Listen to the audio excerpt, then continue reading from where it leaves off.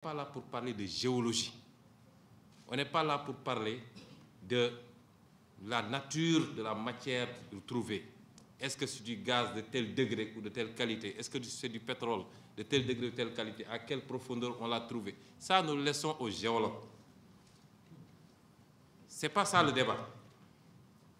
Mais une fois qu'on est dans ce cadre-là, et même en amont, avant qu'on ait dit qu'on trouve, l'activité pétrolière est régie par un droit particulier qui est contenu dans un document, dans un corpus qui s'appelle le Code pétrolier. C'est du droit, rien que du droit, au même titre que tous les autres droits. Tous les autres droits, c'est le Code pétrolier. On n'y parle ni chinois, ni anglais, ni arabe. On y parle du français. Et on n'y parle pas de géologie. On vous parle d'un cadre juridique, technique et financier concernant l'activité pétrolière. C'est le régime fiscal, c'est les conditions d'octroi des autorisations, c'est les conditions de résiliation de ces autorisations, c'est les conditions de l'exploration, de l'exploitation, ainsi de suite. C'est du droit, article par article, complété par un décret d'application, évidemment, comme tous les textes de loi. Alors, nous avons considéré qu'il y avait quand même un problème. Nous devons tous comprendre l'importance de la matière par rapport à un État ou à un pays donné, sur ses perspectives économiques, sur le potentiel que ça peut représenter, mais sur les risques et les dangers également que constitue ce produit. Au plan mondial aujourd'hui, si on doit parler de l'importance économique, il y a plus de 8 milliards de dollars de flux commerciaux par jour. Rien que pour le commerce du pétrole. C'est-à-dire qu'on ne parle pas de l'activité en aval, notamment le secteur automobile, ainsi de suite, ainsi de suite. Sur les 30 plus grandes entreprises au monde, plus de la moitié, c'est-à-dire 16, sont des entreprises qui évoluent dans le secteur pétrolier. Que ce soit en amont avec les majors, comme on les appelle, ou que ce soit l'industrie automobile en tant que telle. Donc, en moins de 100 ans, le pétrole est devenu l'enjeu le plus stratégique qui explique énormément de choses dans la géopolitique mondiale. Et il se trouve que d'habitude, les pays consommateurs, en tout cas les grands pays consommateurs, ne sont pas les pays producteurs. C'est une spécificité. Les États-Unis et l'Europe réunis consomment à eux seuls plus de 4 millions de tonnes par jour, c'est-à-dire 30 millions de barils. C'est un enjeu énorme, le pétrole aujourd'hui. Et cet enjeu économique crée des tensions par rapport à l'obsession de contrôler les gisements. Avant, c'était ce qu'on appelait la diplomatie canonnière, où les États n'avaient d'autre option que d'occuper par force les territoires qu'ils considéraient extrêmement fertiles, intéressants en matière de production pétrolière. Plus tard, les États considérèrent qu'il était beaucoup moins coûteux d'entretenir ou d'installer des régimes qui vous soient favorables dans des États particuliers plutôt que d'aller directement en guerre. C'est des considérations extrêmement importantes et vous comprendrez que désormais, l'un des enjeux politiques les plus cruciaux et qui vont justifier beaucoup de choses par rapport aux échéances électorales, notamment à venir, ne vous y trompez pas, l'enjeu du pétrole sera au centre. Avec la main des puissances étrangères qui, évidemment, travailleront à imposer ou à maintenir celui qui joue le plus le jeu de leurs intérêts stratégiques. Et je crois que le locataire actuel de notre pari est bien positionné par rapport à ça. Mais avec également un instinct de survie.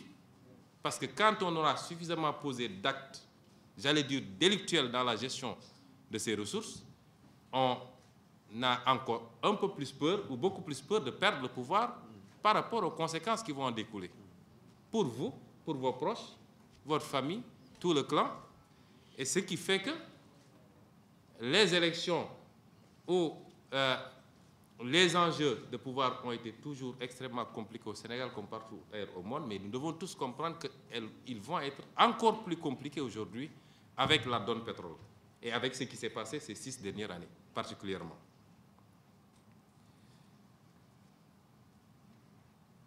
Ça ne date pas d'aujourd'hui, ça a toujours été comme ça.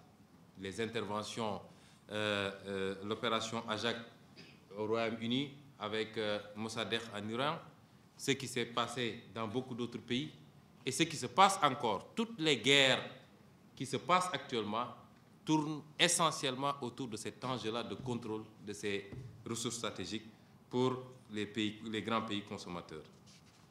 Il est important, donc, quand on annonce des découvertes au Sénégal, il est important que le débat soit posé pour qu'on nous évite cela. Ça ne peut pas être l'affaire de 2 ou 3 personnes, encore moins l'affaire d'un groupuscule.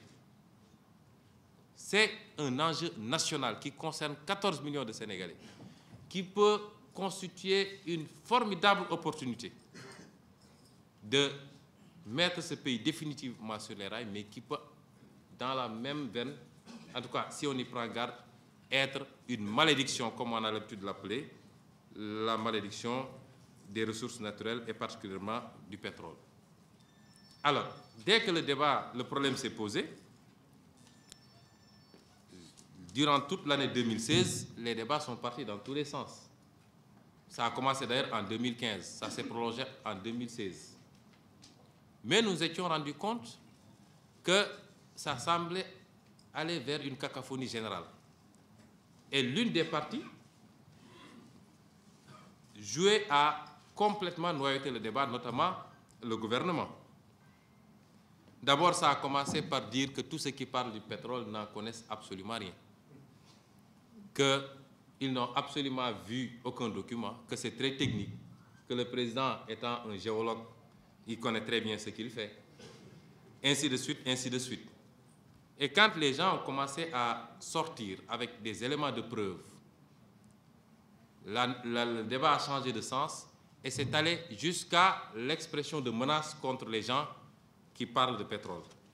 Je me rappelle d'ailleurs de la fameuse sortie du Premier ministre, Abdullah Boun Dionne, qui disait que c'est pourquoi nous ne pourrons plus laisser prospérer les propos diffamatoires, les allégations sans fondement et les attaques malveillantes, sans aucune preuve, avec nul autre dessein que de jeter le discrédit sur l'État, ses institutions et les citoyens, comme je le rappelais tout à l'heure. Le gouvernement prendra toutes ses responsabilités pour défendre l'intérêt national. Désormais, quiconque diffusera de fausses nouvelles s'exposera à la rigueur de la loi pénale. Donc, des menaces contre les citoyens qui ont le droit de se prononcer sur la gestion de leurs ressources naturelles. Autant de choses qui nous avaient amenés. Ça en est suivi d'ailleurs, puisque le gouvernement s'est rendu compte que ces menaces ne prospéraient pas et que les gens, tous les gens ici présents, continuaient à parler tous les jours des forfaitures qui ont été faites sur la gestion du pétrole. On est allé amener ce Mercedes de Franck Timis, qui a débarqué pour, soi-disant, déposer une plainte contre 11 ou 12 Sénégalais, parmi lesquels d'ailleurs il y avait des députés dont le mandat était en cours. Tout ceci nous a amené à dire quand même qu'on ne sait plus dans quel pays on est. Qu'un groupe, et prenez bien, observez bien ce qui se passe, la gestion du pétrole, vous allez avoir le grand frère qui a le pouvoir de signature des décrets, le frère qui était mandataire et gérant de Petrotim, le beau-père qui est PCA de, comment ça s'appelle encore, de Petrosen, l'autre qui est PCA, le membre du parti qui est PCA de la SAR, celui qui l'a recruté à Petrosen, qu'on bombarde à Petrogaz quand il y a eu la panique généralisée, mais une gestion extraordinairement articulée et quadrillée par un groupe, un clan qui est ensemble depuis plus de 20 ans, 25 ans, 30 ans. Et l'histoire a commencé à Petrosen et se poursuit jusqu'à Houston. Ceux qui savent bien de quoi je parle pourront suivre mon regard. Alors, nous avons considéré que c'était quand même extraordinaire que dans ce pays, un petit groupe de personnes, quel que soit le pouvoir dont ils sont investis, puissent penser qu'ils peuvent faire tout ce qu'ils veulent sur nos ressources naturelles et intimider les citoyens en disant que personne ne parlera du pétrole, si ce n'est de dire que le président Macky Sall est le plus beau, le plus grand gérant, le plus grand gestionnaire, etc. J'ai dit, quand même, il nous faut apprendre à aller au-delà de ça, et pour ça, à mon humble avis, il fallait écrire, parce que habituellement, on reproche d'ailleurs aux intellectuels et aux hommes politiques de ne pas beaucoup produire. Alors, nous nous sommes enfermés pendant quelques jours pour essayer d'écrire. Ce qu'il y a dans le livre, comme l'a dit Maître tout à l'heure, nous avons essayé de donner à ce livre-là un contenu scientifique. C'est vrai, il y a quelques aspects du livre où j'ai laissé libre cours à mon appréciation. Mais l'essentiel du livre, la méthodologie qui a été utilisée, c'est de documenter le livre à travers des références que tout le monde peut avoir et confronter par rapport à ce qu'on a écrit dans le livre. Parce que le régime pétrolier, quand même, c'est des textes. Ça commence par la Constitution elle-même, j'y reviendrai. Ensuite, c'est un texte de loi, j'ai parlé tout à l'heure du Code. C'est un ensemble de documents réglementaires, notamment les décrets d'application. Ensuite, des documents conventionnels ou contractuels, les fameux contrats de recherche et de partage de production, mais également tous les arrêtés que le ministre des Mines peut prendre pour la prorogation, la résiliation, la reconduction. C'est un ensemble d'éléments. Bien que l'État du Sénégal, jusqu'à présent, le gouvernement rechigne à publier l'intégralité des documents. Nous avons pu nous en procurer certains, beaucoup en tout cas, mais il y en a beaucoup qui ne sont pas encore produits. L'autre jour à l'Assemblée nationale, j'ai interpellé le ministre du Pétrole sur le fameux contrat Total, qui n'est jusqu'à présent pas publié. Au nom de quoi? Je l'ai interpellé. Et à ma grande surprise, sa réponse était de dire, passez à mon bureau, on va discuter. Bon, j'ai dit, après l'invitation de prendre un café du Premier ministre, maintenant, nous n'avons pas, ce n'est pas nécessaire de passer à son bureau parce que les articles 17 et 34 du Code pétrolier font obligation au gouvernement de publier au journal officiel systématiquement ces documents-là. Pourquoi, s'ils n'ont rien à cacher, pourquoi font-ils une rétention par rapport à ces documents-là? S'y ajoute qu'aujourd'hui, les ressources naturelles appartiennent au peuple sénégalais. L'article 25.1 de la Constitution, qu'ils nous ont soumis il y a quelque temps. Parce qu'avant, en dehors peut-être du préambule de la Constitution qui renvoyait à la Charte africaine des droits de l'homme, il n'y avait pas une disposition expresse qui réglait ces questions-là. Il n'y avait que l'article 4 du Code pétrolier qui disait simplement que l'État exerce sur l'ensemble du territoire de la République du Sénégal des droits souverains aux fins de la prospection, de la recherche